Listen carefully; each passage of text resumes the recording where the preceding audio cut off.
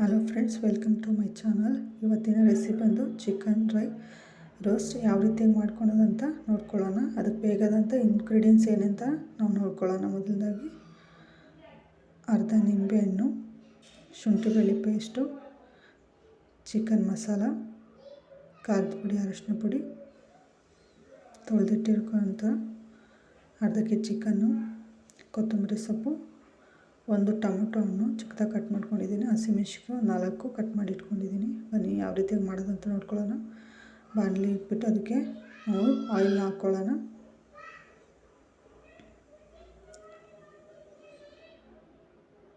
Oil ಕಾದ ನಂತರ ನಾವು ತೊಗೊಂಡಿರೋಂಥ ಶುಂಠಿ ಬೆಳ್ಳುಳ್ಳಿ ಪೇಸ್ಟು ಇದಕ್ಕೆ ಹಾಕ್ಕೊಳ್ಳೋಣ. ಇದಕ್ಕೆ ಈರುಳ್ಳಿ ಅವಶ್ಯಕತೆ ಇಲ್ಲ. ಈ ರೀತಿಯಾಗಿ ಸಿಂಪಲಾಗಿ ಇದನ್ನು ನಾವು ಮಾಡ್ಕೊಬೋದು. ಶುಂಠಿ ಬೆಳ್ಳುಳ್ಳಿ ಪೇಸ್ಟ್ನ 1 ನಿಮಿಷ ಎಣ್ಣೆಯಲ್ಲಿ ಫ್ರೈ ಮಾಡಿಕೊಂಡು ಈ ರೀತಿಯಾಗಿ ಫ್ರೈ ಮಾಡ್ಕೊಳ್ಳೋಣ.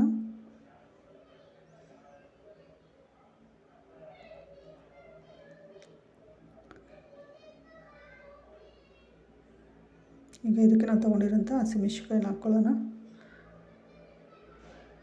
ಈ ರೀತಿ ಮಾಡೋದು ತುಂಬ ಸಮಯನೂ ಹಿಡಿಯೋದಿಲ್ಲ. ಇದು ಬೇಗನೆ ಸಿಂಪಲಾಗಿ ನಾವು ರಸಮ್ಗೆ ಅದಕ್ಕೆ ಸೈಡ್ ಡಿಶ್ ಆಗಿ ಮಾಡ್ಕೊಬೋದು. ತುಂಬಾ ಟೇಸ್ಟಿಯಾಗಿರುತ್ತೆ, ಸಿಂಪಲಾಗೂ ಇರುತ್ತೆ.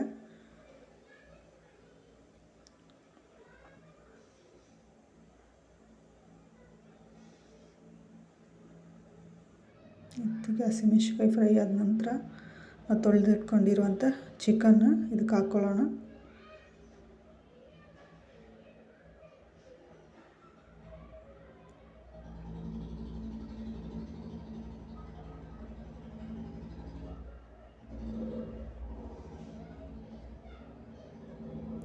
ಚಿಕನ್ನ ಈ ಆಯಿಲಲ್ಲಿ ನಾವು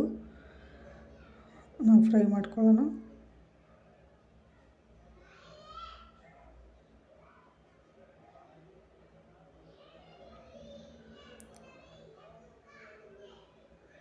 ಒಂದು 5 ನಿಮಿಷ ಆಯಿಲಲ್ಲೇ ನಾವು ಫ್ರೈ ಮಾಡ್ಕೊಳ್ಳೋಣ ಚಿಕನ್ನು.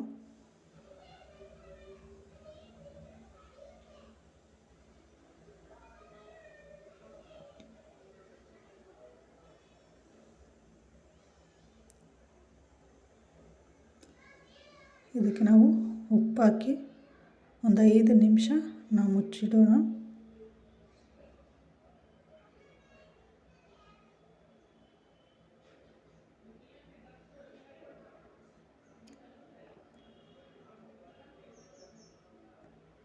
ಕಲಿಸ್ಕೊಟ್ಟು ನಾವು ಒಂದು 5 ನಿಮಿಷ ನಾವು ಮುಚ್ಚಿಡೋಣ. ಅದರಲ್ಲಿ ಚಿಕನಲ್ಲಿರುವಂಥ ಎಲ್ಲ ನೀರು ಬಿಟ್ಕೊಳುತ್ತೆ. ಸೊ ನಮಗೆ ನೀರಿನ ಅವಶ್ಯಕತೆ ಇರಲ್ಲ. ಇವಾಗ ನಾವು ಇದನ್ನು ಮುಚ್ಚಿಡೋಣ.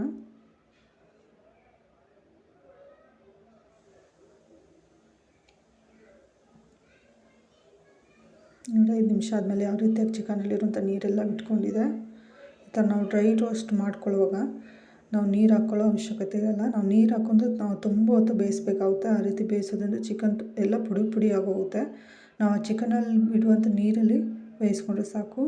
ಇವಾಗ ನೋಡಿ, ಅದಕ್ಕೆ ಖಾರದ ಪುಡಿನೂ ನಾನು ಅರಶಿನ ಪುಡಿನ ಹಾಕ್ಕೊತಿದ್ದೀನಿ. ಅದನ್ನು ನಾವು ಫ್ರೈ ಮಾಡ್ಕೊಳ್ಳೋಣ. ಚಿಕನಲ್ಲಿರೋ ನೀರೇ ಇದಕ್ಕೆ ಸಾಕಾಗುತ್ತೆ. ನಾವು ನೀರು ಹಾಕ್ಕೊಂಡಿದ್ದರಿಂದ ಚಿಕನ್ ಎಲ್ಲ ಪುಡಿ ಆಗೋಗುತ್ತೆ. ನಮಗೆ ಡ್ರೈ ಮಾಡ್ಕೊಳ್ಬೇಕಾಗಿರೋದ್ರಿಂದ ನಮಗೆ ಇಷ್ಟೇ ನೀರಿದೆ ಸಾಕು. ಬೇಗನೆ ಅದು ಡ್ರೈ ಆಗುತ್ತೆ.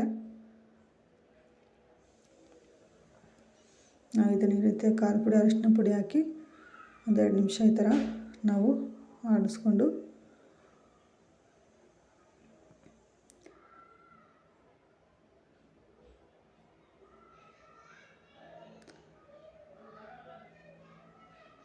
ಇದಕ್ಕೆ ಟೊಮೊಟೊನ ನಾವು ಹಾಕ್ಕೊಳ್ಳೋಣ.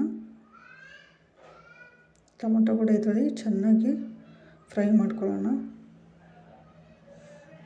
ಟೊಮೊಟೊ ಫುಲ್ಲು ಡ್ರೈ ಆಗಿ ಇದರಲ್ಲಿ ಕಾಣಿಸೋದಿರಲಿಲ್ಲ, ಆ ರೀತಿಯಾಗಿ ಡ್ರೈ ಆಗುತ್ತೆ.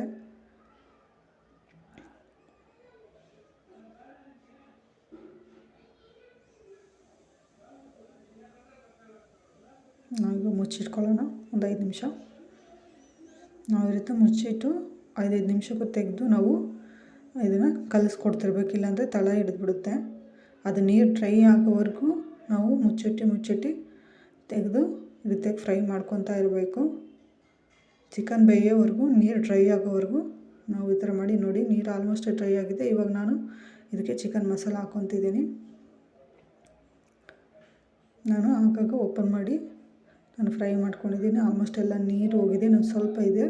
ಇವಾಗ ನಾನು ಚಿಕನ್ ಮಸಾಲ ಹಾಕ್ಕೊಂಡು ಕಲಿಸ್ಕೊಡ್ತಾಯಿದ್ದೀನಿ.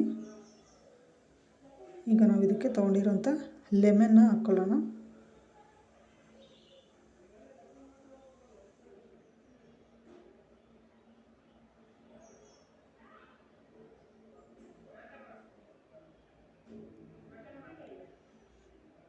ಹಾಫ್ ಲೆಮನ್ ಸಾಕು.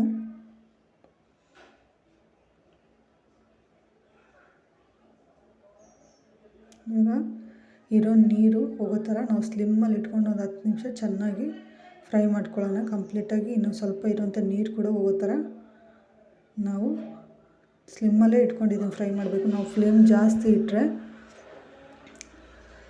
ಫುಲ್ ಫ್ಲೇಮ್ ಇಟ್ಟರೆ ನಾವು ಫುಲ್ಲು ಸೀದೋಗುತ್ತೆ. ಅದರಿಂದ ಸ್ಲಿಮ್ಮಲ್ಲೇ ಇಟ್ಕೊಂಡು ಚೆನ್ನಾಗಿ ನೀರೆಲ್ಲ ಹೋಗೋ ಥರ ನೋಡಿ. ಈಗ ಎಲ್ಲನೂ ನೀರು ಹೋಗಿದೆ. ಈಗ ಜಸ್ಟ್ ಆಯಿಲ್ ಮಾತ್ರ ಕೆಳಗಡೆ ಇದೆ, ನೀರೆಲ್ಲನೂ ಹೀರ್ಕೊಂಡಿದೆ. ಸೊ ಸೂಪರಾಗಿ ನಮ್ಮ ಚಿಕನ್ ಡ್ರೈ ರೋಸ್ಟ್ ರೆಡಿಯಾಗಿದೆ. ನನ್ನ ರೆಸಿಪಿ ಇಷ್ಟ ಆಗಿದರೆ ನನ್ನ ಚಾನಲ್ನ ಸಬ್ಸ್ಕ್ರೈಬ್ ಮಾಡಿ, ಶೇರ್ ಮಾಡಿ, ಲೈಕ್ ಮಾಡಿ. Thank you.